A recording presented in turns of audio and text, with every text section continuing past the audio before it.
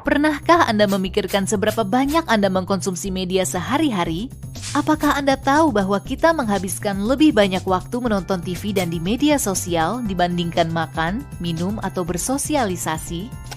Hari ini, kita akan mengidentifikasikan dan memahami penggunaan media kita. Kita juga akan mempelajari beberapa konsep yang akan membantu kita untuk lebih kritis terhadap media yang kita konsumsi. Sebelum kita lanjutkan, apakah yang dimaksud dari kata media? Media adalah semua jenis komunikasi massa yang didapatkan secara kolektif, termasuk berita, iklan, dan penghiburan. Media tersedia dalam berbagai macam bentuk, termasuk internet, televisi, dan penerbitan. Lalu, apa artinya literasi media?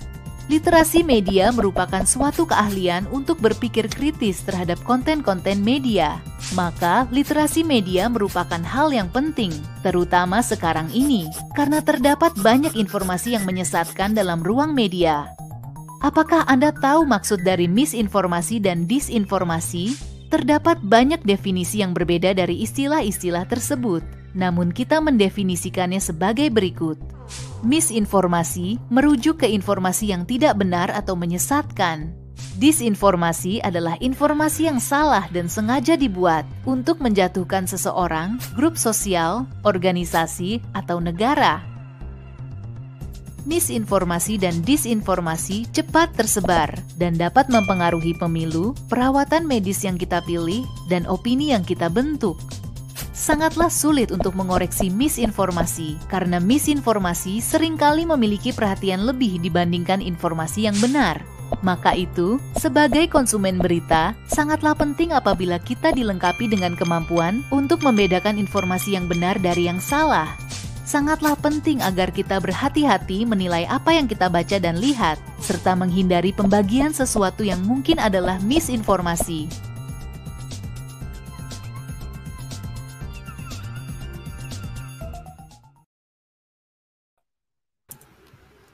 Halo, Halo, halo.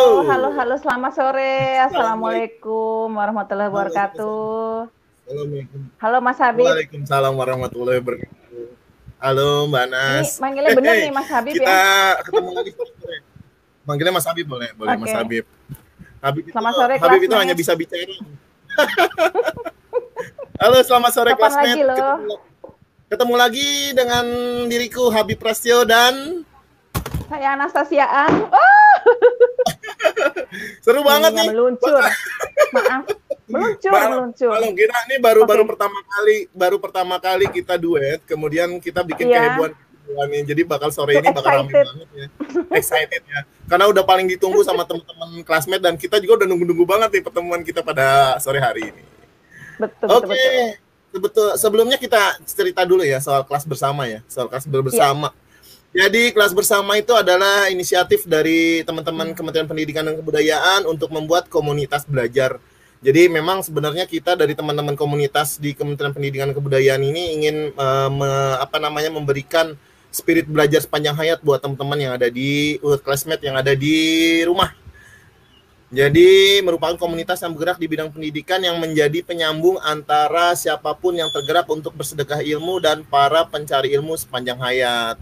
Jadi kelas bersama hadir menjadikan para pencari ilmu bisa bertemu ya. Saat ini nggak bisa tatap muka tapi jadi melalui virtual untuk belajar bersama. Saat ini kelas bersama tumbuh menjadi kelas online dan menjadi komunitas yang konsisten melaksanakan kelas gratis tiap minggu.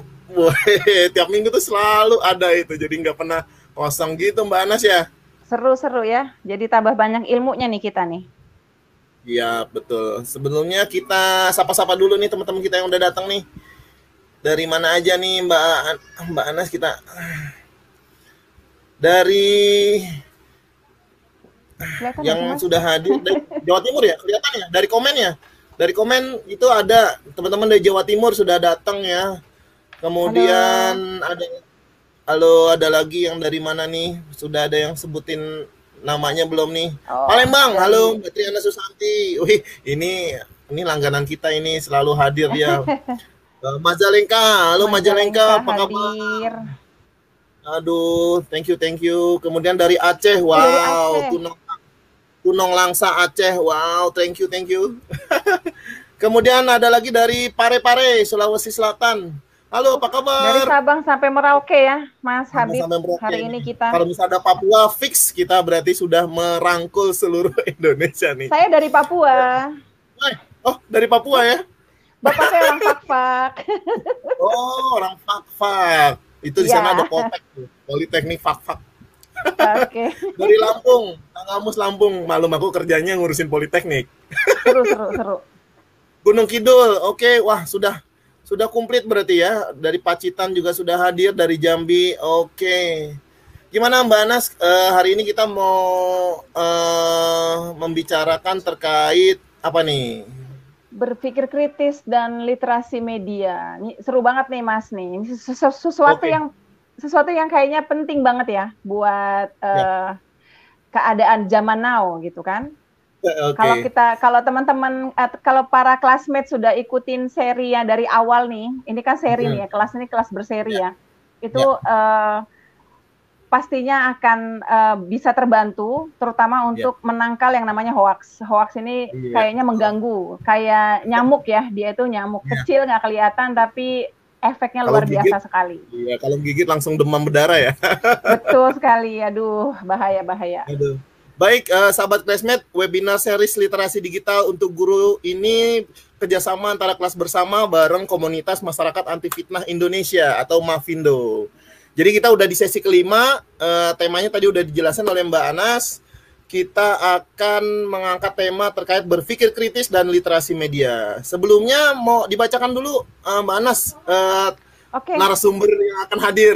Coba. Narasumbernya hari ini luar biasa sekali ya. Saya sendiri sangat takjub sekali membacanya ini, membaca biodatanya. Katanya satu kampung ya? Satu asal. Saya kampungnya dari timur dan dari barat ya. Jadi saya dari Malang, ibu saya orang Malang, bapak saya orang Papua, orang Fak-Fak. Jadi saya campur sari. Oke. Kita ada Mas Helsa Kurnia Hendiastuti, beliau managing editor, beliau dari Malang, tinggalnya di Malang. Kemudian ini main jobnya sepertinya jurnalis ya, Mas Helsa ini di liputan7.com, Malang Post, aremamedia.com, Nova, kemudian yang sekarang yang recent itu adalah managing editor di urbanasia.com. Beliau juga sudah menulis banyak buku ternyata, ini antologinya banyak sekali. Yang terakhir ini ada menulis Medcom Bencana, A Single Door Model of Natural Disaster Information to Protect from Hoax Issues of Disaster in Indonesia. Ini dipublish oleh Islamic University of Indonesia. Ini memang berarti sudah pas nih ya. Kita akan diskusinya akan lebih seru lagi nih kalau kita sudah panggilkan. Oke, kita panggil aja. Halo Mas Helsa, ayo dong. Halo. Hai Mas Helsa. Seru banget ya kayaknya ya tadi berdua ya, Awoy. Seru banget ya, tapi kalau melihat itu seru banget ya. Maksudnya kayak tadi aku dengar gitu ya dari Aceh sampai dari Papua dan hadir sore hari itu. Wow, keren banget sih. Keren banget ya, kita ya untuk kelas bersama ini. Iya.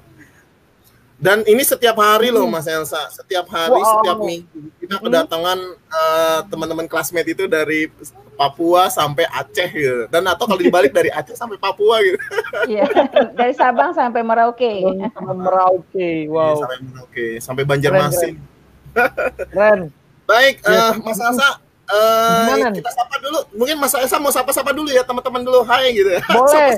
Halo semuanya yang classmate yang udah hadir sore hari ini dari Sabang ya sampai Merauke, tadi yang dari Aceh, ada dari Kalimantan, Parepare Sulawesi Selatan, terus kemudian aku tadi baca juga ada dari Papua juga ya.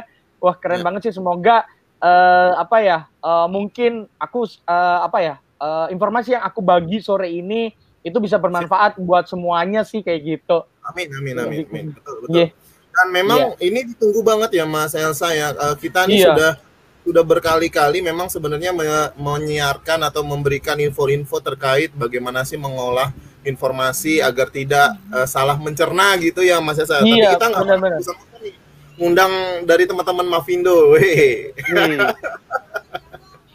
Oke, Mas Helsa, mungkin kita mau ngobrolin apa nih sore hari ini nih? Boleh banget. Mungkin ya, jadi kebetulan kan kalau biasanya nih guru-guru kan pasti aku kasih lebih ke presentasi atau apa gitu ya. Jadi kan mungkin di awal aku berikan aja sih visual presentation aja dari video itu. Mungkin betul. Kalau yang atau mungkin gini deh Mas Habib, karena mungkin kan banyak yang baru gabung nih. Mungkin kita bisa diputar sekali lagi, jadi biar paham yang bagian awal tadi kita putar sekali lagi. Di situ ada inti-inti pokok yang ingin aku bahas sih sebenarnya, aku tekankan sore hari ini kepada semua yang classmate yang udah hadir sore hari ini sih. Seperti itu. Oke. Baik, minta tolong Mas Roland, mungkin kita bisa kita tampilin dulu buat teman-teman classmate yang baru gabung, jadi bisa kita bisa tune in ya ngobrolnya sama Mas. Silakan Mas Roland. Pernahkah Anda memikirkan seberapa banyak Anda mengkonsumsi media sehari-hari? Apakah Anda tahu bahwa kita menghabiskan lebih banyak waktu menonton TV dan di media sosial dibandingkan makan, minum, atau bersosialisasi? Hari ini, kita akan mengidentifikasikan dan memahami penggunaan media kita. Kita juga akan mempelajari beberapa konsep yang akan membantu kita untuk lebih kritis terhadap media yang kita konsumsi. Sebelum kita lanjutkan, apakah yang dimaksud dari kata media? Media adalah semua jenis komunikasi massa yang didapatkan secara kolektif, termasuk berita, iklan, dan penghiburan. Media tersedia dalam berbagai macam bentuk, termasuk internet, televisi, dan penerbitan. Lalu, apa artinya literasi media? Literasi media merupakan suatu keahlian untuk berpikir kritis terhadap konten-konten media.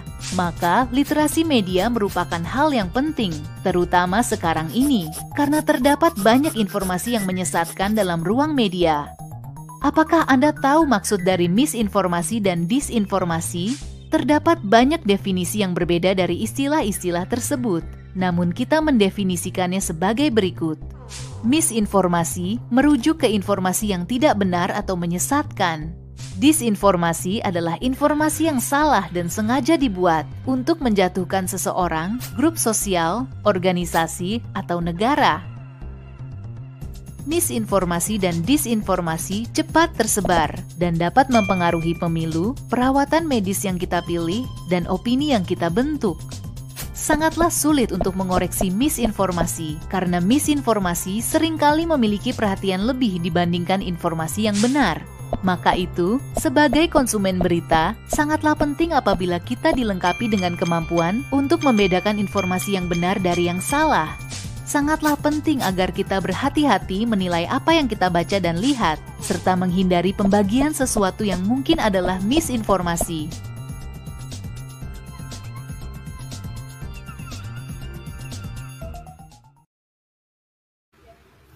Iya. Jadi aku sih langsung masuk nih Mas Habib ya. Mungkin jadi kayak kalau Mas Habib atau Mbak Anas melihat tadi video tadi, sebenarnya ucapan atau perkataan di awal banget itu benar-benar menunjukkan sesuatu yang sarkasme dan benar-benar kalau kita merefleksikan kepada diri kita saat ini itu benar-benar kerasa gitu loh, kayak yang kita tuh bahkan sampai makan pun atau misalkan kita bermain, kita masih genggam HP gitu, kita masih kita masih nonton TV, kita masih main media sosial kayak gitu. Nah itu benar-benar sebenarnya sudah doktrin, atau kalau kita tahu bahwa kalau saya belajar ketika di waktu saya di S2 kemarin di komunikasi, bahwa itu ada namanya yang di tahun sekitar 78 ada pakar yang mengatakan bahwa itu adalah teori jarum suntik, bahwa semua informasi itu berhasil diinfuse kepada atau diinjek kepada manusia, kepada kita. Nah itu akhirnya membuat semakin lama kita itu semakin mudah untuk terpapar informasi seperti itu. Jadi kita semakin mudah untuk percaya bahwa seolah-olah media itu adalah pusat informasi yang benar. Dan ternyata mereka melupakan bahwa di balik itu semua ada loh permainan yang namanya akhirnya kita kenal dengan agenda media, agenda setting, bagaimana kemudian media melakukan manipulatif, bagaimana media melakukan sebuah permainan untuk melakukan intrik-intrik politik, intrik-intrik sosial yang akhirnya mereka ingin menunjukkan bahwa masyarakat ini bisa diatur gitu, bahwa kita itu bisa seolah-olah mengikuti perkataan apa yang ada di media seperti itu. Nah, ini yang akhirnya menjadi problem gitu di masa sekarang, bahwa akhirnya muncul yang namanya dua bentuk tadi yang mungkin di hari-hari sebelumnya Mavindo atau mungkin dari pakar-pakar komunikasi digital udah menjelaskan tentang ada bentuk yang berbahaya, yaitu misinformasi dan disinformasi. Seringkali orang-orang kita itu memang banyak yang masih tidak sengaja menyebarkan berita yang salah gitu kan, bahwa mereka akhirnya menyebarkan berita yang misinformasi dibandingkan disinformasi. Kalau disinformasi biasanya ini selalu akhirnya yang ya sekarang kita kenal mungkin di Twitter itu bermunculan lah yang namanya akhirnya buzzer RP. Ya mungkin kalau Mas Habib atau Mbak Anas tahu itu fenomena sekarang itu ada yang namanya buzzer RP, ada yang namanya netizen yang suka memutarbalikkan fakta, itu yang akhirnya berujung pada disinformasi gitu. Tapi kalau misinformasi biasanya ya ini yang terjadi ketika seseorang sudah terlalu lama menggenggam gawai, terlalu lama menggenggam gadget, mereka lupa bahwa mereka butuh sosialisasi secara nyata dengan orang lain. Mereka lupa gimana caranya mereka harus bisa seperti itu, harus bisa melihat fakta, melihat kondisi secara nyata, bukan lagi melihat secara dunia maya yang katanya A, katanya netizen B, katanya akun buzzer X, kemudian buzzer Y. Tapi kita harus tahu bahwa kondisi realnya seperti ini gitu. Nah, bagaimana lalu ketika kita tidak bisa mendapatkan, misal nih, ada beberapa memang faktor yang akhirnya menghambat terjadinya konfirmasi atas sebuah fakta di lapangan seperti itu. Karena pertama, lokasi biasanya yang akan menjadi hambatan. Misal kejadian di Aceh, nggak mungkin orang Papua harus konfirmasi ke orang Aceh dulu nih. Nah, atau misalkan yang kedua adalah waktu. Misalnya kejadiannya dini hari, kita sedang tidur.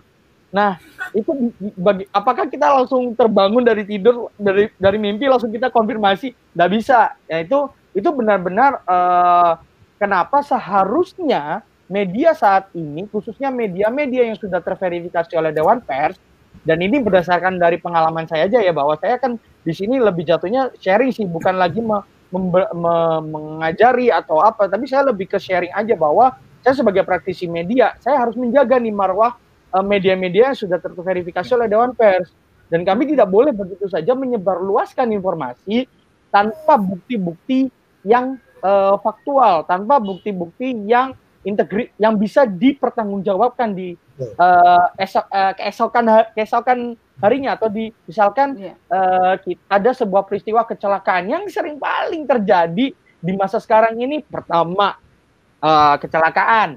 Kedua, misalkan pencurian. Atau yang ketiga biasanya adalah dari unsur politis.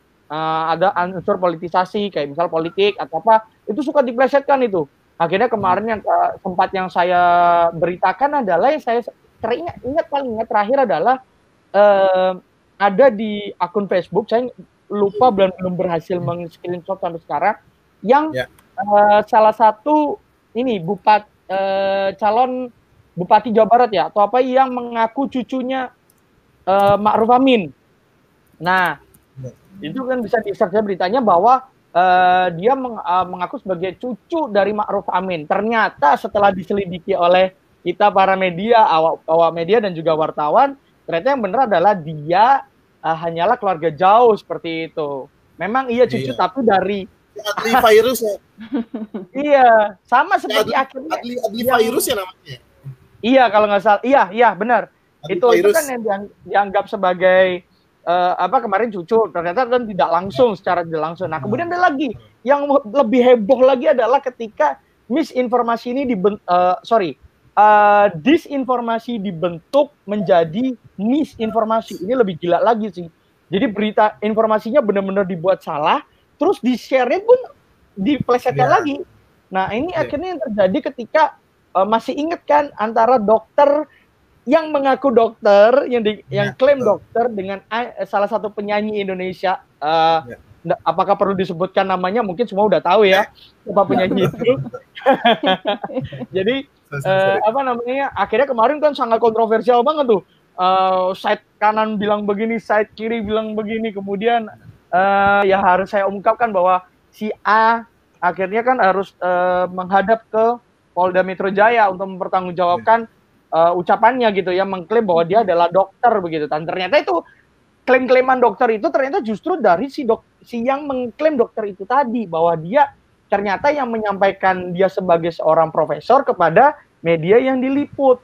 Jadi kalau kita sebenarnya gini, kalau yang lucu itu yang sebenarnya bisa aku jadiin contoh adalah kasus itu banget. Jadi ketika si A ini, penyanyi A ini sebenarnya mau mewawancarai si profesor ini, itu ternyata secara faktual si profesor yang mengaku tanda kutip profesor tadi itu, dia mengklaim dirinya profesor kepada media yang diwawancarai. Sehingga si A ini percaya karena dia menyampaikan itu kepada media. Nah ini kan yang jadi repot kan medianya akhirnya. Dia akhirnya menyebarkan sesuatu yang sudah lagi bukan misinformasi, tapi disinformasi gitu. Sudah disinformasi. Nah ini kemudian diolah lagi menjadi misinformasi ya. Nah itu yang akhirnya ya kita benar-benar harus bersikap dan berpikir kritis. Itu adalah kita tidak bisa melihat dari satu perspektif saja begitu. Jadi bahkan ini kalau saya harus sharing, gimana sih Mas Delza caranya biar bisa kita benar-benar tahu bahwa isu ini itu misinformasi atau disinformasi gitu. Jadi akhirnya saya bilang, bacalah sebanyak mungkin seperti itu. Kalian memang benar, udah eranya digital, lebih mudah lagi. Nggak kayak dulu yang koran harus nunggu langganan dulu ambil, dijadiin satu, dicari kebenarannya, oh udah sama-sama benar nih, ya udah aman gitu. Kan sekarang lebih gampang ya, kayak misalkan ada koran digital, ada media online, ada televisi digital, ada radio yang bisa didengarkan secara live stream, ya kan? Bahwa kita tuh sebenarnya di era seperti ini itu sudah semakin mudah gitu loh, semakin dipermudah untuk kita itu berpikir secara kritis dan dituntut untuk bisa memilah mana yang informasinya benar, mana yang salah gitu. Bahwa sebenarnya kita tuh sudah tahu, sudah bisa melihat hal itu ketika kita membagikan sebelum membagikan ya, kita melihat dulu nih. Contoh nih, misal ada isu A, kita itu dapat dari Facebook. Wah, biasalah ya wacana sukanya pakai huruf kapital, caps lock. Oh, gini gitu kan. Bisa kan kecelakaan begini. Oh, tolong dong yang ini. Akhirnya di-share sama dia, dibagi informasinya. Ternyata itu kecelakaannya tidak seperti yang terjadi pada kenyataannya gitu. Nah, bagaimana akhirnya untuk mengkonfirmasi hal itu? Ya, kita harus cek dulu sebelum tadi di awal kita mau nge-share. Kita lihat benar nggak ini kecelakaan lokasinya. Kita cari aja dulu di berita. Kita cek, kan kita tuh kan sekarang itu tidak hanya soal bagaimana kita membuka urbanasia.com, membuka detik.com, membuka kompas.com. Kita kan bisa membuka yang namanya satu tools yang itu isinya semuanya, yaitu search engine. Gunakanlah engine itu sebaik-baiknya untuk kita bisa memilah mana yang benar dan mana yang salah atau kurang benar seperti itu. Nah, itu bisa gitu. Karena apa? Ketika sebuah media, apalagi nih ya, mohon maaf, media yang sudah benar-benar terverifikasi oleh Dewan Pers, itu sudah seharusnya itu menjaga kode etik jurnalistik dan juga menjaga aturan undang-undang pers seperti itu. Bahwa kita juga tidak di dalam undang-undang pers itu dan juga di kode etik jurnalistik sudah dijelaskan bahwa kita setiap wartawan atau kita setiap pekerja media, kita tuh harus menyampaikan informasi yang secara fakta dan berimbang. Tidak boleh yang namanya kita tiba-tiba miring ke kanan, miring ke kiri. Ya itu akhirnya yang terjadi, itu nanti kalau saya bahas soal miring ke kanan, miring ke kiri, ini bisa nambah jam kuliah lagi ya. Karena itu nanti ada urusan ekonomi media, media dan politik, dan sebagainya ya. Kalau di ilmu komunikasi bisa panjang lagi tuh. Tapi ini hanya urusannya untuk bagaimana meningkatkan literasi media aja gitu. Bagaimana kita bisa meningkatkan kemampuan kita membaca informasi di dalam sebuah medium seperti itu. Nah, mediumnya bermacam-macam, bisa media online, bisa koran newspaper, koran digital, bisa juga televisi digital atau misal saluran-saluran lain seperti itu. Dan yang terpenting sebenarnya yang harus saya share dan saya tekankan di sore hari ini, karena memang kan waktunya terbatas juga nih hari ini, dan biar juga teman-teman classmate mungkin ada yang mau menanyakan, boleh banget nanti bertanya gitu, saya akan beri kesempatan untuk bertanya. Nah itu bahwa pergunakanlah media sosial itu, menurut saya opini pribadi saya, pergunakanlah media sosial itu secara bijak dan juga teratur. Itu intinya. Kalau kita sudah melakukan penggunaan media sosial yang bijak dan teratur, kita tidak akan yang namanya kalau kita bilang orang yang kecanduan, terlalu candu dengan media sosial. Akhirnya apa? Seperti kita kembali ke teori jarum suntik tadi. Kalau kita sudah terlalu candu, kita akan selalu diinfuse, diinjek terus dengan informasi yang baru, kemudian yang yang lebih begini. Akhirnya otak kita didoktrin bahwa kita akan berpikir ke arah yang sana gitu, tidak berpikir secara berimbang begitu. Jadi benar-benar kita harus kalau menggunakan platform, benar-benar kita pakai semuanya. Jadi nggak hanya satu platform, tapi semua platform, semua search engine, semua media online, media TV, media cetak, dan media penyiaran radio itu harus benar-benar kita pakai gitu. Itu untuk menerima kesimpulan sih sebenarnya biasanya begitu. Saat ini gini ya, Mas Elsa ya, emang beberapa info memang kita kan memang sudah menyiarkan memberikan info yang bagaimana harusnya seorang guru ya, kan kita sekarang targetnya guru ya. Iya benar. Ketika mendapat informasi itu kadang mereka juga kan agak malas untuk saring before sharing gitu loh Mas Elsa. Iya. Ya itu yang saat ini kita bingung juga ya gitu sebagai guru, dan diperparah lagi ketika sudah masuk grup WhatsApp, terus ketemu orang tua yang baru pegang handphone, kemudian benar. Dan wah ini berita bagus nih, sebar langsung ke grup gitu. Itu tuh sering terjadi ya. Ini kita aku curhat dulu nih, lagi curhat. di grup sekolah ya, di grup sekolah anak saya terutama ya, memang ini terlihat gitu ada beberapa orang tua yang sepertinya memang baru pegang handphone, kemudian ada info-info yang harusnya ini sudah lama, ini berita sudah lama gitu, kemudian dia rajin. Terus, tapi kalau udah dibilangin kan, maaf Bu ini hoax gitu kan, itu lo nggak dibaca. Kagak dibaca, dan kadang cuma dibaca doang, terus Bu dihapus Bu, ini beritanya salah gitu kan. Itu nggak saya tahu dia nggak bisa menghapus untuk semua itu udah. Iya benar.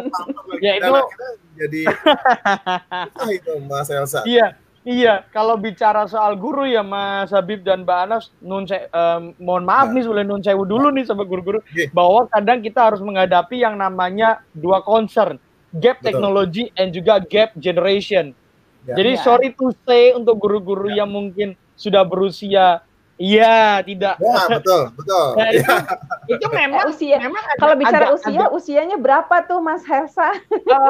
Kalau aku sih kemarin sebenarnya gini Mbak, ini aku juga dalam posisi riset bersama salah satu lembaga survei untuk soal literasi ini media berdasarkan generasi gitu. Jadi siapakah yang sebenarnya melek itu sedang kami riset sih, ini prosesnya. Nah itu kami tetap sebenarnya kalau saya itu melihatnya adalah ini bukan melihat berdasarkan survei ya, tapi berdasarkan kanan kiri saya ini dan juga grup WhatsApp keluarga yang notabene keluarga saya juga ada guru, ada dosen, ada tenaga pendidik lah, intinya kayak gitu. Nah ini tuh ya saya akhirnya menyimpulkan saja gitu bahwa orang-orang yang biasanya di atas usia milenial, at least itu adalah baby boomer yang ke atas, itu biasanya mereka sudah mulai merasakan gap teknologi.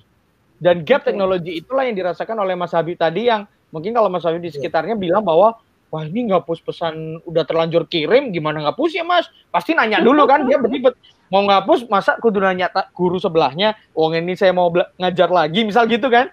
Nah itu kan sebenarnya, apa ya, handling with gadget itu mereka masih belajar gitu, masih berproses, sebenarnya seperti itu juga.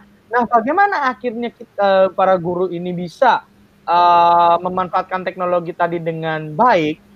Intinya begini, kalau merasa bahwa informasi itu gimana ya saya harus bilang ya, bukan berasal dari institusi resmi atau lembaga resmi, informasi lembaga resmi atau apapun lah pengumuman dari institusi atau lembaga resmi, jangan pernah meng-share itu ke grup-grup, misal grup-grup guru, komunitas guru atau apa.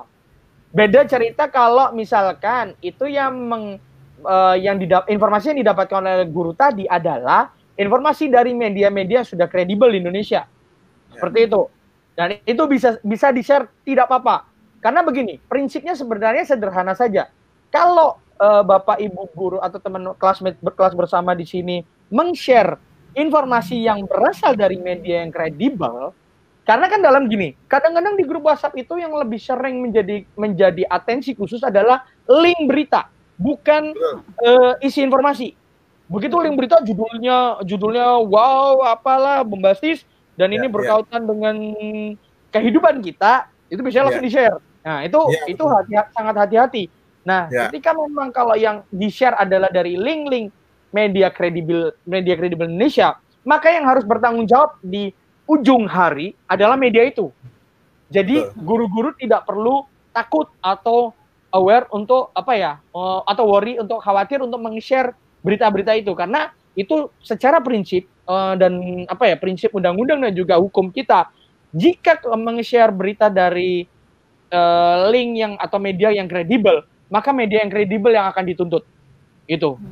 Jadi bukan guru atau siapapun lah yang meng-share berita itu. Tapi hati-hati bahwa sekarang di dunia digital kita dihadapkan juga yang dengan namanya phishing. Jadi kalau guru-guru tahu bahwa nanti atau biasanya disebut phishing atau sebenarnya itu spamming yang dilakukan oleh orang-orang tertentu yang menyebarkan link. Dan hati-hati untuk guru-guru semuanya bahwa link-link ini terkadang disusupin dengan sebuah malware atau virus. Jadi ketika kita men-share itu atau kita mengklik tiba-tiba link itu, yang itu ada data kita diserap. Bonus pulsa tuh ya Mas Elsa. Nah ini yang menjadi bonus pulsa. Yang menjadi barusan atensi saya adalah ketika saya mengingatkan kebetulan di salah satu anggota keluarga saya itu ada yang masih jadi guru. Nah beliau ini meng-share ke saya soal ini mendapat laptop. Karena kan ini posisinya benar-benar pandemi ya. Tiba-tiba dia dapat share-sharean gitu kayak Dikbud DKI Jakarta akan sediakan laptop gratis gitu. Klik link di bawah ini gitu. Nah, merasa mungkin butuh atau bagaimana di era pandemi begini, nge-share ke saya. Lumayan Ja gitu. Aku bilang, linknya itu dari mana? Saya bilang gitu. Betul. Karena begitu link itu diklik, sebenarnya ini link ilegal gitu. Jadi link yang akhirnya kalau kita klik itu menjadikan data pribadi kita di ponsel kita terserap oleh mereka karena itu kan virus gitu. Nah ini benar-benar bahaya sih kalau guru-guru belum ada literasi literasi atau pengalaman dalam penggunaan media seperti itu begitu. Nah itu memang dibutuhkan akhirnya experience, dibutuhkan yang namanya pengetahuan. Akhirnya kan ketika ada orang yang mengingatkan atau ketika ada orang yang menyampaikan hal itu, jadinya dia akhirnya menyadari gitu.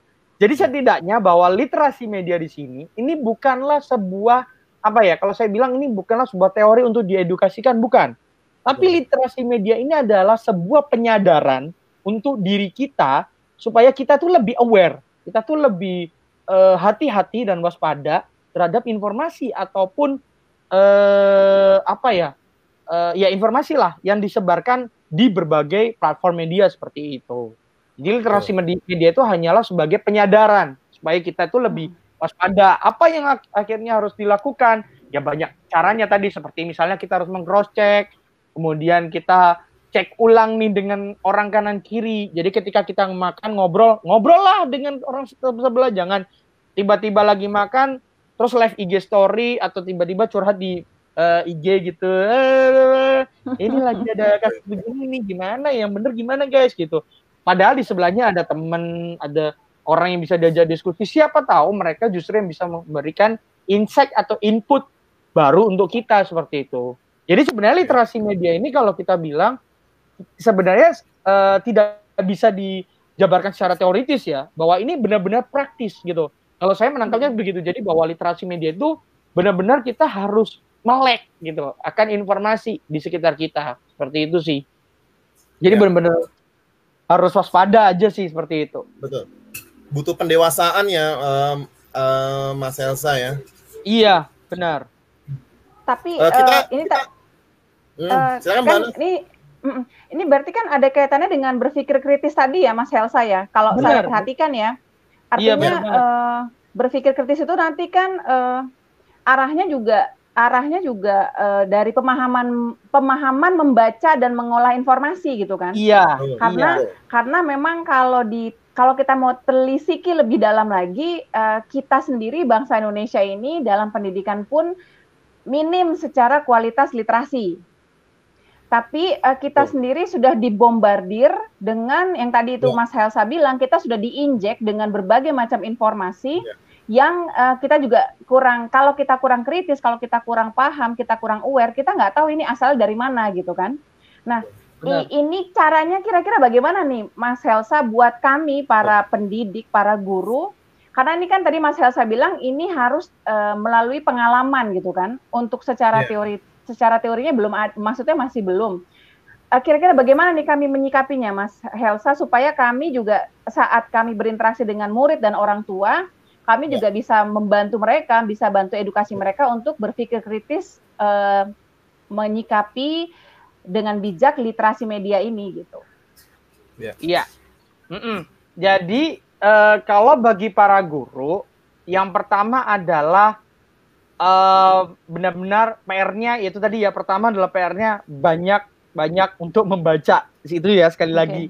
PR-nya memang benar-benar di situ. Yang kedua, jika memang tidak ada waktu untuk meng-cross check atau apapun itu, usahakanlah seminimal mungkin ibu jari kita tidak langsung klik share. Jadi benar-benar ibu jari kita dijaga untuk tidak langsung menyimpulkan bahwa berita ini baik untuk dibaca orang, berita ini baik untuk di-share.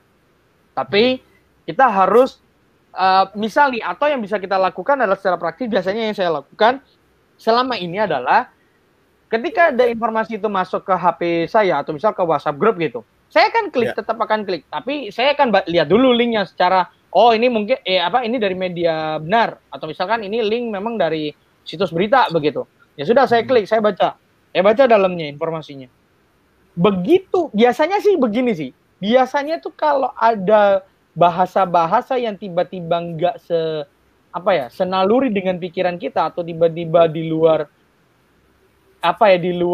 kewajaran pikiran kita, itu biasanya ada aja gitu, kayak di dalam tulisan itu tiba-tiba menggiring kemana, membelokkan kemana. Nah itu biasanya kebaca. Jadi benar-benar perbanyak membacanya adalah tadi itu, bahwa kita harus benar-benar langsung membuka link itu gitu. Kita baca dulu. Jadi sebelum kita share ke orang, berhentilah, usahakan informasi itu berhentilah di kita. Begitu. Jadi jangan sampai rantai informasi tadi itu berlanjut ke orang lain. Berlanjut ke orang lain yang berasal dari tangan kita gitu. Bahwa itu harus kita lakukan dulu, kita cek. Kalau dirasa beritanya atau informasinya ini nggak benar, ya sudah, kita jangan share kayak gitu. Biasanya sih yang selalu dibikin, ya itu tadi saya bilang bahwa berita-berita yang selalu dibikin persimpangan atau yang agak menyimpang dari pemikiran kita, itu tuh biasanya berita-berita yang heboh, berita viral kalau sekarang kita bilang, atau berita kasus. Dan yang ketiga adalah berita politik, begitu.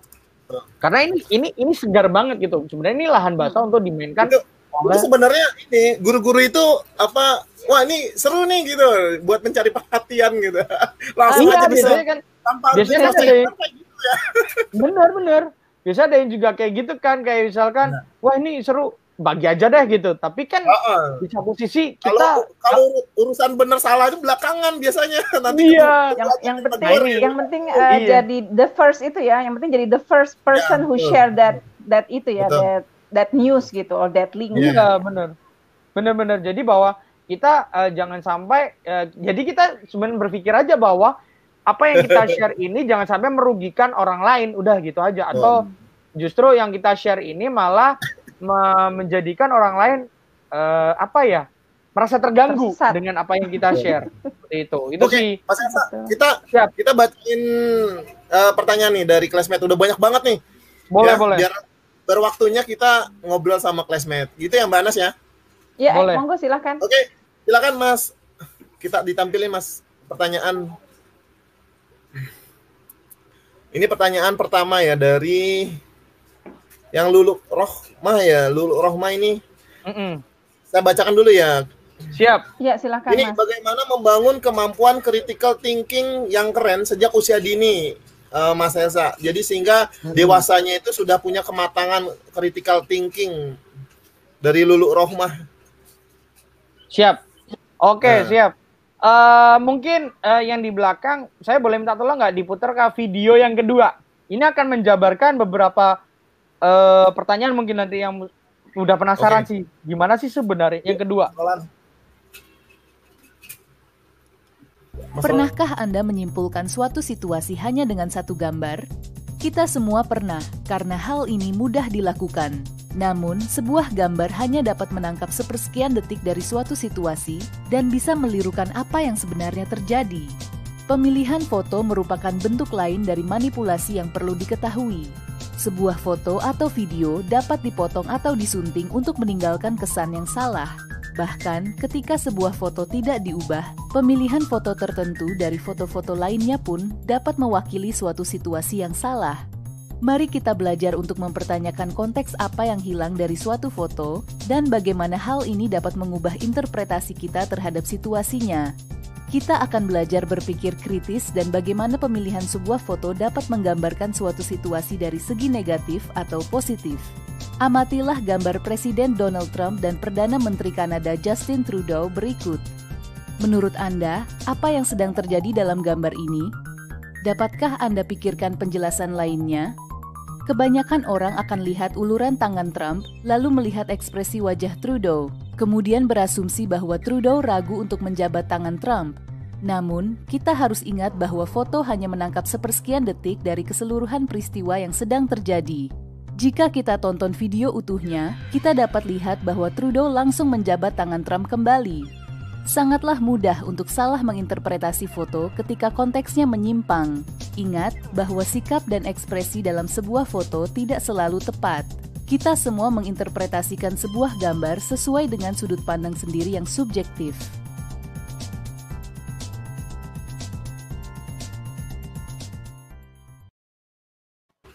Oke. Kalau melihat pertanyaan dari dari Bu Lulu ya, Bu Lulu Rohmah, bagaimana membangun kemampuan critical thinking yang keren sejak usia dini? Itu tadi salah satu jawabannya. Bahwa kalau misalkan Mas Habib dan Mbak Anas melihat sebegitu gilanya ya media memotong bagian seperbagian, itu tadi kan kelihatan tuh bahwa bayangkan ada tawanan kemudian atau ada ini yang kemudian di bawah dibilang, yang sebelah sini bilang tolak, stop atau apa, yang di sebelah sini tolong, welcome, selamat datang. So itu tadi adalah ada sisi kanan dan sisi kiri yang mana kita tuh harus mengkritisi dua-duanya gitu. Nah itulah, jadi bagaimana membangun critical thinking yang keren sejak usia dini. Jadi kalau saya ini akhirnya saya harus berbagi pengalaman ya, ketika saya dulu masa kecil, saya itu waktu di usia SD itu benar-benar saya itu sering baca, ya saya olahnya adalah saya baca koran, tapi baca korannya itu koran yang bukan koran yang langsung penuh ya, jadi maksudnya kayak potongan, misal ada potongan koran gitu, saya baca Saya bilang, ini tapi kok fotonya nggak lucu ya. Jadi kalau anak SD kan polos banget kayak, kok fotonya nggak lucu sih, kayak misalnya atau fotonya ini sih. Nah, terus saya bandingin, saya beli koran dong yang lainnya. Loh kok fotonya beda?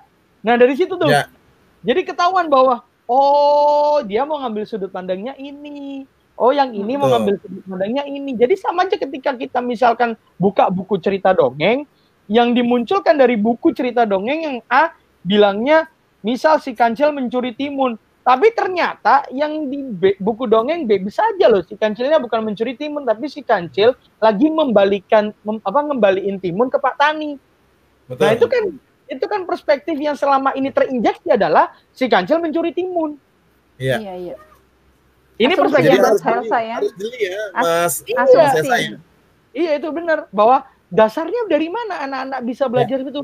Simpelnya itu tadi, bahwa ada injeksi informasi yang dari turun-temurun diceritakan bahwa si kancil mencuri timun. Lah bagaimana jika tadi ternyata ceritanya adalah si kancil mengembalikan timun ke Pak Tani? Tapi dengan foto yang berbeda angle. Nah itulah yang akhir bedakan persepsi ya.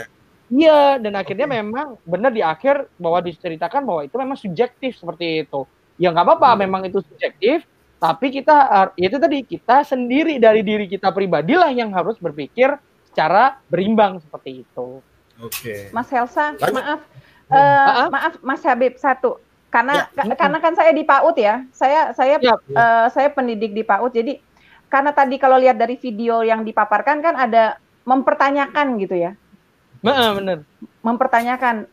Mungkin nggak sih kalau misalnya untuk kemampuan berpikir kritis ini kita membiarkan anak-anak melatih mereka untuk mempertanyakan gitu loh. Kalau mengutip dari kata-katanya Pak Iwan Pranoto itu adalah beliau tuh suka untuk berpikir kritis. Jadi ada satu keraguan gitu loh.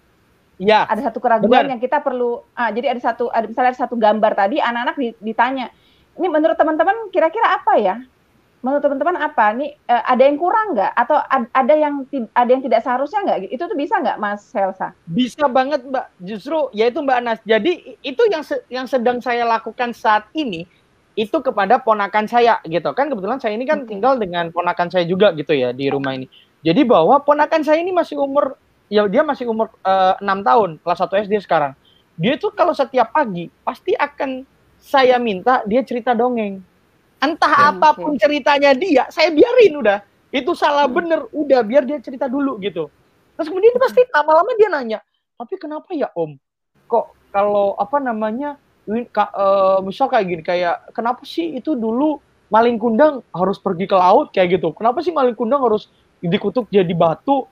Emang bisa? Emang siapa yang ngutuk? Nah kayak gitu-gitu. Itu kan akhirnya dia bertanya, siapa yang ngutuk? Emang ibunya punya kekuatan ajaib apa Om Helsa gitu? Jadi selalu nanya kayak itu. Akhirnya ya itu kan sebenarnya kita biarkan mereka buat berimajinasi saja gitu loh. Bahwa nanti bagaimana anak itu akhirnya merasa benar atau tidak, baru kita trigger dengan seperti Mbak Anas tadi bilang. Ayo kira-kira tapi kalau dari kesimpulan pertanyaan tadi, kira-kira kalau misalnya ada gambar kayak gini, gimana? Atau kalau misalkan ada ceritanya ternyata yang benar seperti ini, gimana? Gitu. Itu selalu harus kita pertanyakan. Memang berpikir kritis itu bukan lagi bicara soal A dan B. Atau misalkan soal, iya kan, makanya kenapa kebetulan sih saya dulu kan kalau belajar ada kemampuan kognitif, kemudian ada kemampuan analisis kan, yang kemudian berpikir kritis. Nah gitu, bahwa ada yang namanya low order thinking skill, LOTS, yang kemudian akhirnya sekarang anak-anak harus berpikir high order thinking skill. Yes, dan itulah cara men-trigger anak-anak untuk berpikir high order thinking skill gitu. Exactly. Itu lanjut ya, Mbak Anas ya. Pertanyaan udah banyak banget.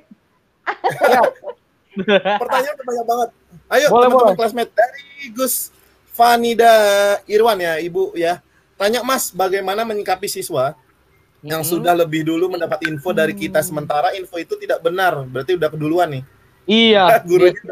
Ini wajar sih, biasanya terjadi kalau anaknya lebih cepat, karena kan ya itu tadi saya bilang ketika udah gap generation, anak-anak milenial Gen Z kan udah megang handphone semua. Mereka ya Allah mau belajar matematika aja nggak perlu guru matematika, mereka udah punya tuh yang namanya Google buat nyari rumus, ya kan?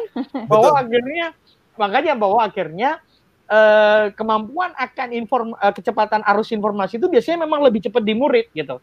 Jadi kalau saya mungkin harus memberi saran untuk Bu Gus Fanida Irwan, mungkin yang mungkin bisa dilakukan adalah jika informasi itu memang tidak benar, Ibu bisa lakukan dengan pengumpulan informasi. Biasanya kalau saya kebetulan S1 saya adalah memang di bidang pendidikan. Jadi saya ngajar. Dulu selalu saya kumpulkan tuh puzzling information. Saya kumpulin aja, udah anak-anak bilang, "Bu, ada info dari ini ini nih. Bu, Bapak dari ini gini, dari B begini, dari C begini." Kumpulin dulu. Dan jadikan itu semua bisa dibikin sebagai homework, misal. Jadi kan di puzzle information bisa di-trigger, misalkan kan kita kurikulum kita kan sedang mencoba ke arah high order thinking skill kan, bahwa akhirnya betul. Ya udah kita balikin aja informasi itu. Jadi misalkan gini, kan nggak benar tuh, kita misal udah tahu infonya tidak benar, tapi siswanya udah tahu dulu infonya itu. Ya sudah, dia bilang, "Apa yang kamu dapetin, Nak, infonya?"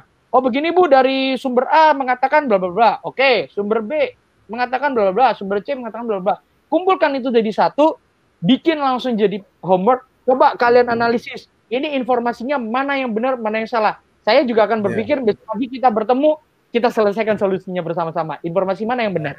Nah, kayak project ya Mas ya. Jadi kayak project ya. Harusnya itu kan memang learning sekarang itulah dituntut, makanya kenapa kita lebih ke ada yang namanya, kalau saya dulu belajar kalau S1 saya ingat PBL, project based learning kan. Project based learning. PBL ya, project based learning. Project based learning. Di mana di dalam kurikulum K13 waktu itu kalau nggak salah saya ngerjainnya di RPP, saya masukkan tuh PBL, bahwa akhirnya anak-anak itu belajar by project, bukan lagi belajar secara deduktif atau secara dictation gitu. Ya, betul. Jadi udah gitu ya, Bu Fanida ya. Iya. Sudah terjawab. Lanjut, kita lanjut lagi Mas Febi. Dari Mbak Anas, mau mungkin bacakan Mbak Anas. Oke, dari Mas Syaiful Al-Islami. Izin tanya Mas Helsa, bagaimana membedakan antara diskomunikasi dan miskomunikasi? Padahal itu kan sama-sama komunikasi yang salah. Dan filter apa yang paling baik kita gunakan untuk informasi keduanya? Oke. Membedakan antara, ini setelah informasi ada komunikasi. Komunikasinya ya. Iya. Jadi ini kalau bicara komunikasi adalah kalau saya belajar di S2 bahwa ada dari source, dari sumber menuju resource itu nggak nyampe. Ada medium yang keliru. Jadi mediumnya yang salah atau penyampaiannya yang salah. Nah ini kan yang perlu dikritisi kayak gitu. Kalau kita bicara sudah diskomunikasi dan miskomunikasi ya? Miskomunikasi. Oke, itu miskomunikasi dan diskomunikasi. Oke, siap. Itu kan sebenarnya kalau kita bicara dis dan mis ini sebenarnya sama aja dengan informasi tadi gitu, bahwa misinformasi adalah sesuatu yang sebenarnya kita tidak tahu terus kita share aja dan ternyata itu salah gitu. Nah, itu misinformasi. Sama, miskomunikasi adalah biasanya yang terjadi adalah mediumnya yang menjadi problem gitu. Mediumnya jadi orangnya sudah benar menyampaikan ke orang dari A ke B, ini ada mediumnya. Nah, kemudian A melewati medium ini diterima oleh B, salah, jadinya miskomunikasi gitu. Tapi kalau diskomunikasi sama dengan disinformasi, pembentukan informasi yang memang disengaja untuk salah. Jadi diskomunikasi itu memang juga dibentuk komunikasinya yang salah, yang keliru. Jadi mau mediumnya dibenerin kayak apapun, kalau sumbernya salah ya salah gitu. Udah, jadi akhirnya nggak nyampe ke B-nya tadi gitu. Gitu sih. Betul. Oke ya, itu yang bisa membedakan tadi ya, Mas. Memang dari awal saya coba tadi memilah yang tadi info dari infografis tadi itu, bahwa yang miskomunikasi itu kan, misinformasi itu kan itu yang salah disebarkan, tapi kalau yang di situ kan memang yang salah dan sengaja gitu. Salah karena sengaja gitu. Salah dan karena sengaja dibentuk. Itu makanya yang kalau di dalam sebutan teorinya komunikasi yang akhirnya diperbarui dari teori jarum suntik adalah agenda setting atau agenda media. Oke, Jadi lanjut Mas. Iya, siap. Sorry, Boleh. Mas, kita lanjut ya. Iya, Mas boleh, Habib boleh, ini boleh. kejar tayang nih. Ya, soalnya Iya. banyak banget ini yang nanya, kasihan nih. Kita kan mau biar tersampaikan infonya ya. Siap. Baik, dari Rudini Muslim. Assalamualaikum. Bagaimana untuk membedakan berita itu hoax, sedangkan berita yang di share ya itu mirip dengan yang asli, dan sulit membedakan mana yang asli dan yang mana yang hoax gitu, Mas Elsa. Oke. Nah, ini kayak barang ya. Iya, benar-benar kayak barang nggak KW. Mirip ya. Betul. Barang ori dan barang KW. Iya. Sebenarnya kalau ini salah satu contoh ya. Contoh saja yang pernah saya alamin dan hampir ketipu waktu itu. Pernah nggak Mas Habib atau Mbak Anas melihat situs yang bernama detiknews.com dan detik.com? Ya, betul. Iya. Itu nyaris mirip, dan memang secara penggunaan dan sebagainya detiknews.com itu meniru detik.com. Entah dari mana, bahkan saya pun mencoba mengklarifikasi dengan teman-teman dari detik.com, apakah detiknews.com ini dulu adalah mantan-mantan anak Detik yang kemudian bikin itu, atau seperti gimana? Mereka bilang, nggak tahu Mas, ini tuh kita nggak tahu, tiba-tiba dia ada aja gitu. Dan detiknews.com ini pun ternyata sudah verified loh oleh Dewan Pers. Dan dia jadi ini sebagai contoh bahwa ya memang ada barang tiruan untuk media-media yang ingin mengaitkan nama-nama besar seperti itu. Misalkan Kompas, nanti ada dong yang bikin yang namanya Kompasta.com. Misal, tapi logonya mirip ini, atau Kompas, kan Kompas.com ya, yang asli kan Kompas.com misal. Diganti Kompas.id. Bukan, Kompas.id memang ada, sorry. Kompas. Yang nggak punya mungkin Kompas.net misal. Itu kan nggak ada secara ID ininya. Pasti dari kalikannya Kompas.com. Jadi kalau ada, jadi sebenarnya bagaimana kita tahu media ini asli atau buatan? Kita bisa tahu itu semua dari tata layout, dari misalkan apa yang diberitakan. Jadi ketika kita dapat informasi ini satu. Ketika kita klik tuh satu informasi di situs itu, jangan langsung kita membaca itu full read. Jadi kita baca semua konten, tapi kita keluar dulu aja ke homepage-nya, kita lihat tuh, tengok kanan kiri. Apakah ini pemberitaan yang apakah ini gaya yang dilakukan oleh Kompas.com? Apakah ini gaya yang dilakukan oleh Detik.com? Apakah ini gaya ini yang dilakukan oleh Tempo.com? Semuanya punya ciri khasnya masing-masing. Dan itu bisa ke-track dengan baik seharusnya. Jadi simpel itu sih, pokoknya ketika media, bagaimana juga kita melihat media itu resmi atau bukan, kita bisa cek di bagian bawah. Jadi kalau media itu selalu, media khususnya media siber ya, kita tuh sudah punya namanya pedoman media siber. Nah itu di bawah, kita tuh harus cantumkan yang namanya ada dewan redaksi, kemudian ada juga SIUP atau SK Kemenkumhamnya, dan juga sudah terverifikasi oleh Dewan Pers atau belum. Dan itu kalau media siber untuk yang sudah terverifikasi Dewan Pers, itu wajib dimunculkan. Seperti itu. Gitu sih. Satu lagi mungkin masih bisa ya Mbak Anas ya. Satu lagi, monggo silakan. Mas Habib. Udah mau habis nih waktunya nih. Ya. Silakan Mbak Anas. Dari Lisa Fati EL, bagaimana caranya memberitahu tentang info atau berita ke teman yang susah dibilangin? Ini saya langsung blok aja udah namanya. Bisa banget dibilangin ya. Aduh. Gimana tuh, Mas? Bener, kalau kata Mas Habib di blok namanya, kalau saya jitak aja udah sekalian ya Mbak. Namanya langsung di rename gitu ya, penyebar hoax. Iya. Itu pernah Mas Habib kejadian banget tahu, itu temen sahabatku ada yang sampai kayak gitu. Jadi kayak gara-gara temennya sahabatku ini, dia tuh sering ngirim kayak kirim share-share gitu ya. Terus di grup itu pernah loh dia ngasih tahu ke aku itu kayak udah tak ganti penyebar hoax gitu. Jadi wah gila sih. Kayak yang akhirnya udah biasa gitu ya, atau yang hoax biasa di share gitu ya. Kalau nggak nyebar hoax itu kayak mungkin nggak hidup mungkin. Jadi dia tuh kayak kalau gini sih sebenarnya lebih tadi sih bahwa aku bilang di awal tadi bahwa tangan ibu jari kita tuh benar-benar harus di-maintain gitu loh. Bahwa kan apa yang menjadi masalah dari problematika kita sekarang itu adalah dua ibu jari kita ini loh.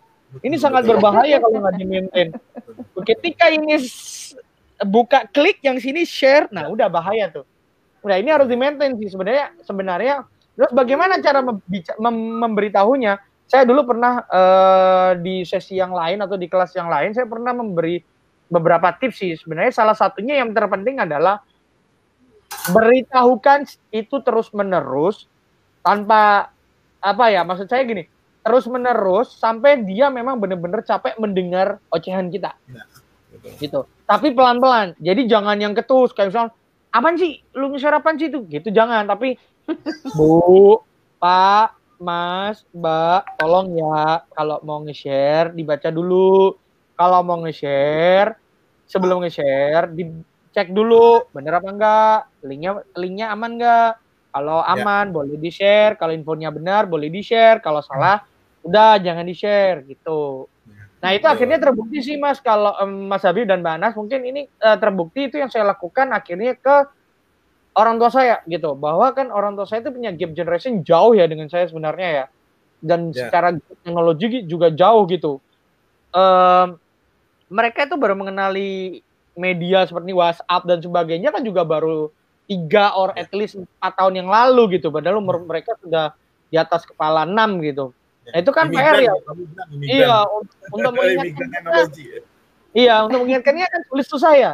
Akhirnya apa yang terjadi? Biasanya kalau dulu-dulu itu awal-awal suka banget tuh nge-share ke grup keluarga. Akhirnya saya bilang, jangan di-share ke grup keluarga. Saya kan wartawan, saya bilang gitu. Aku jurnalis. Mama atau papa, kalau mau butuh ini bener atau enggak, kirim dulu japri ke aku. Tak ceknya. Begitu ini benar, boleh itu share ke grup keluarga besar. Udah gitu saya selalu cek. Ya. Akhirnya ketika biasanya, akhirnya sekarang yang terjadi adalah gini, muncul kebiasaan bahwa kalau saya misalkan lama membalas apa gitu ya, orang tua saya itu langsung yang gini, di grup keluarga besar itu tolong dong dicek ini hoax apa enggak ya gitu.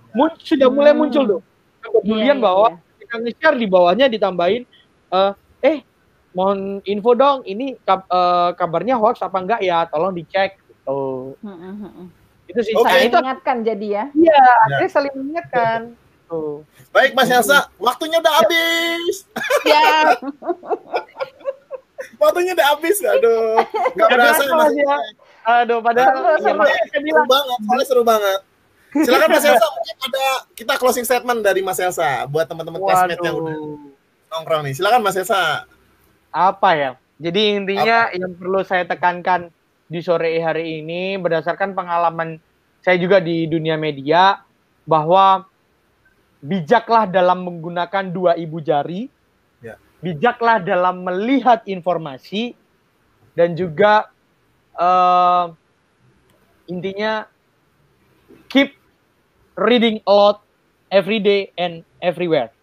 Jadi selalu membaca dimanapun kita berada dan kapanpun kita berada juga gitu, bahwa intinya dengan banyak membaca tentu literasi itu akan semakin meningkat seperti itu. Betul. Oke, thank you. Thank you Mas Elsa. Ya, senang sangat Mas Elsa. Ya, sami-sami Mbak Natasha. Buat bakso Malang. Kangen dengan Malang ya. Saya juga belum pulang nih Mbak. Kangen banget nih pulang ke Malang. Iya. Kerang alam ya. Iya. Kerang alam. Oke. Ya, terima kasih Mas Habib. Siap, makasih Mas Elsa. Ya. Baik Mbak Anas, kita akhiri ya Mbak Anas ya. Oke, Mas Habib terima kasih banyak, Mas Elsa terima kasih banyak. Sama-sama. Teman-teman classmate, semoga yang tadi disampaikan Mas Elsa bisa bermanfaat untuk kita semua, juga untuk murid-murid kita dan anak-anak kita di rumah. Dan jangan lupa yang tadi disampaikan oleh Mas Habib, ingat ya dijaga jari-jari jempolnya ini, selain untuk kesehatan kognisi dan emosi juga sebenarnya terlalu sering pakai jempol bisa mengakibatkan Anda rentan dengan rematik. Jadi hati-hati. Sebaiknya pakai telunjuk saja. Oke, baik. Jadi sampai ketemu lagi di kelas bersama berikutnya. Jangan lupa subscribe, comment, like, and share, dan juga klik lonceng di YouTube-nya di kelas bersama biar menjadi pengingat video diskusi update dari kelas bersama. Oke, jangan lupa mampir ke Facebook-nya, ke YouTube-nya, ke IG-nya kelas bersama kita. Baik, saya Habib Prasetyo. Saya Anastasia Ang. Mengucapkan terima kasih banyak. Assalamualaikum warahmatullahi wabarakatuh. Selamat berhari Minggu. Ya.